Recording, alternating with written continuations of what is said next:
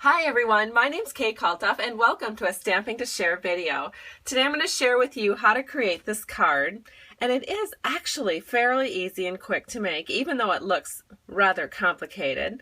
So there's just a lot of things that we're going to do on the Big Shot machine, and lucky for you I've pre-done a lot of those, so we are just going to get to the basics of assembling this card. So the first thing that we're going to need is some basic black paper, and I have it cut at 5.5 by 8.5, scored at 4 1/4. So what we're going to do right now is take our bone folder. We're going to fold towards the score line, so in other words towards the mountain of the score line. That will give you your best crease with the least amount of breakage, and we're just going to make a little press there so the card will lie flat for us while we work with it.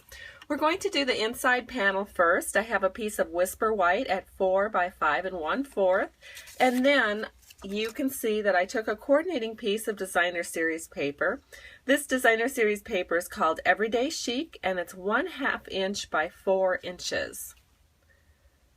And now I'm going to take some snail. We're just going to put one little strip on the back. We're going to open up our card and we're going to put this right here and center that in with the borders, and this part is ready to go. So now let's work on the front of our card. We're going to need some real red cardstock. This is 4 by 5 1/4, and then I did go ahead and I ran it through the Big Shot machine with a new die or a new embossing folder called Fluttering.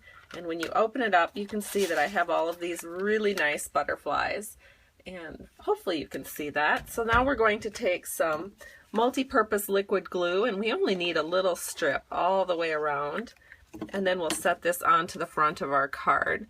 So the reason I can just go ahead and glue this on right away is we're not using any kind of ribbon wrap or anything like that. It's just a straight on panel of cardstock that's been embossed on the front of our card.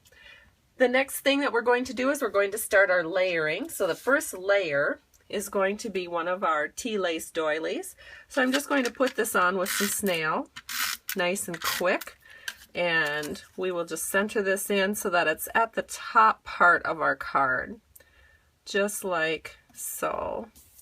And then the next thing we're going to do is I'm going to show you some of the framelits that I used when I created this card. So the first set of framelits is our circles collection. So we'll be building up circles on top of this tea lace doily. And if you look, I've used the two circles that are missing are number 6 and number 7, if you start with the smallest one as being 1. And for the number 7 one, I cut a circle from real red cardstock. And so that is just going to go straight onto our tea lace doily. Again, I'm just using a swirl of our multi-purpose liquid glue. I'm going to set this in. I like using the glue because it gives me a little bit of adjustment time so that I can make sure that it's nice and even. The next circle that we're using was made with the number 6 framelit circle, and that one I used again with the Designer Series paper called Everyday Chic. And I'll just show you real quickly what that Designer Series paper looks like. It's all in black and white, and it seems like for every page that there's lighter color, the other side will be a darker color. And so these colors actually lend themselves really well to this card because you can use multiple designs. So now I'm just going to go ahead, and again we're going to use a little multi-purpose liquid glue on the back of this circle, and we're just going to set it right over the top of that red circle, and just making sure this all lines up. What I've done to line it up is I've made sure that the top of my doily has one of these bigger peaks up here, and then I'm just lining this Designer Series paper so that it goes straight up and down in line with those 2 peaks. And we can set aside the circle collection framelits because now the next thing we're going to work on is our butterflies. So I went ahead and I used the butterfly frame, or these are actually butterfly thinlits, I believe, and I used this one, and I just used a scrap of Whisper paper, and when I ran it through my Big Shot machine, I used a very inexpensive dryer sheet, and as you can see, when I pulled it away from the butterfly, all of these little extra pieces just came right out. And so it makes using your framelits super easy and quick, especially these more intricate ones. And then I did the same thing for a piece of real red, except instead of using the butterfly's thinlits die like I did, we have another butterfly die, and this one is called the Bold Butterfly.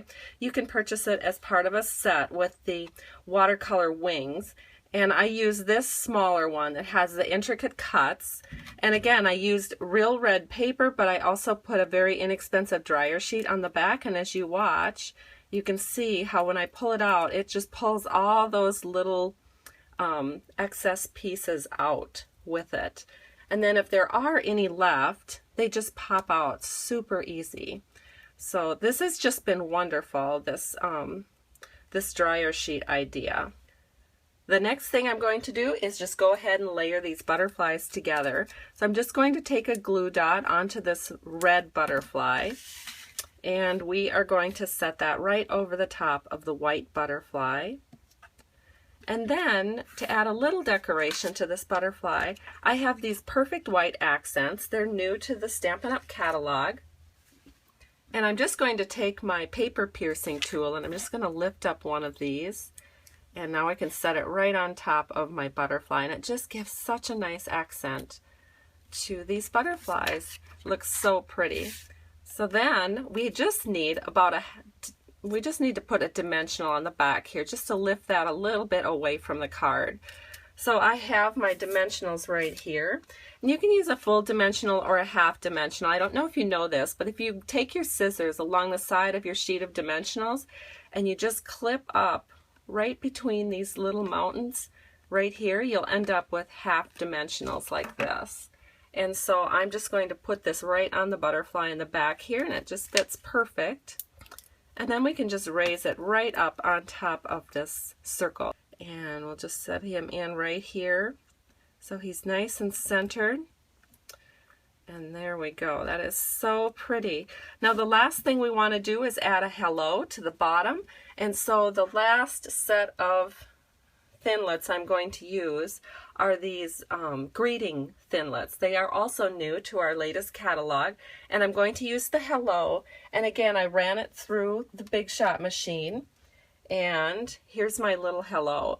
Now my tip for putting this on, because if you use glue, you could possibly make that a little bit messed up on the front of your card, since glue can be a little messy, and this is so skinny.